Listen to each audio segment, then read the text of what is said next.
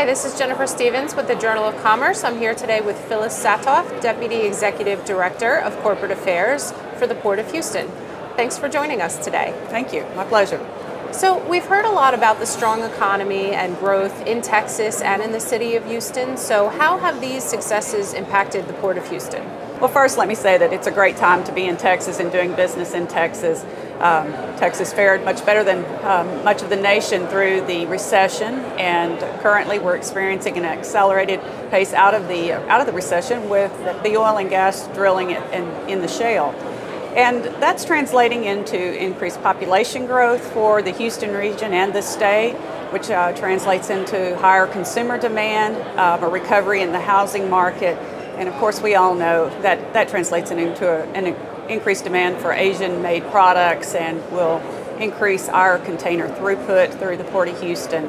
But also it's important to note that it is generating tremendous amount of economic or capital investment back into the Houston region, and the petrochemical industry is investing about $35 billion over a 4-year period, which will be increased manufacturing and increased exports out of the Port of Houston, which is important because we always like to have matchback commodities, which translates into higher profits for our shippers and increased opportunities for the port. And what do you attribute the port's successes to? I think it's always important to go back and acknowledge what visionaries there were some 100 years ago when they made the decision to move the center of commerce 52 miles inland and approach Congress about deepening the Houston Ship Channel to 25 feet. Without that investment, and that was an investment that was a partnership between the federal government and the citizens of Harris County, we wouldn't necessarily have all of the investment that we do in the Houston region or the population that we have today. That created reliable means of transportation, which gave folks assurances to make investments in that region. So that's a large part of our success.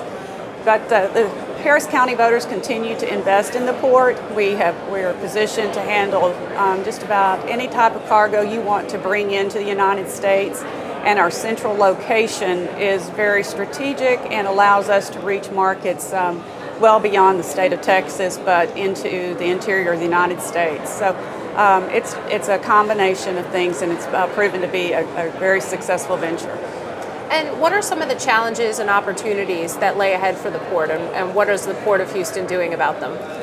Well, I think our challenges are no different than many of the United States ports that are trying to have the administration budget sufficient funds to keep our federal channels at their authorized depths.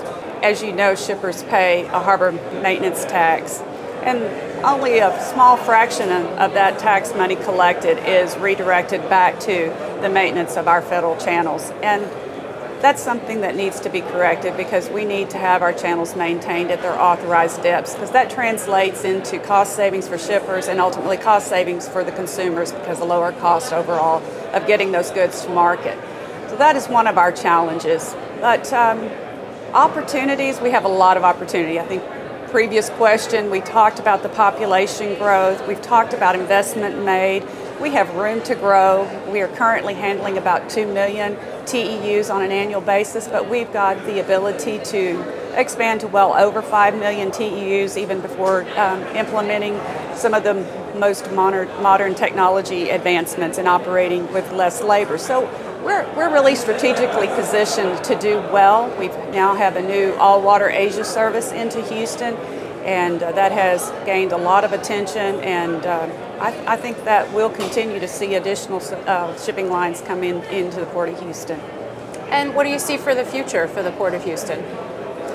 Well, the future is very bright. I think overall for the state of Texas and for the Houston region, we'll continue to see additional investment. We'll continue to see distribution facility investments made in the Houston region. It's a large population market, and other parts of Texas are growing just as aggressively as the Houston market is.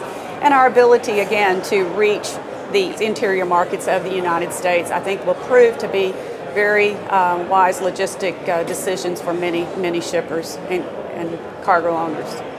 Why do you think that shippers and carriers should look at the Port of Houston as an important part of their strategy? For 100 years, the Port of Houston's had a connection to the Panama Canal. It was in the same legislation that the Houston Ship Channel's deepening project was authorized, that the Panama Canal project was authorized. And so that's been a very strong partnership. And with their investment in the expansion of the Panama Canal, our investment in new facilities, deepening of our Houston Ship Channel to 45 feet, it really will give shippers a great alternative to the current West Coast market and other markets that they have traditionally called upon. Again, we have rail, we have deep water, we have great strong consumer base, we have matchback export cargoes. All of that I think are the things that shippers are looking for, and ultimately the cargo owners that want to deliver low-cost goods to the market. And that's what this is about, who can get the goods to market at the lowest cost. And we think we're a viable alternative. Great. Thank you so much for joining us today. Thank you.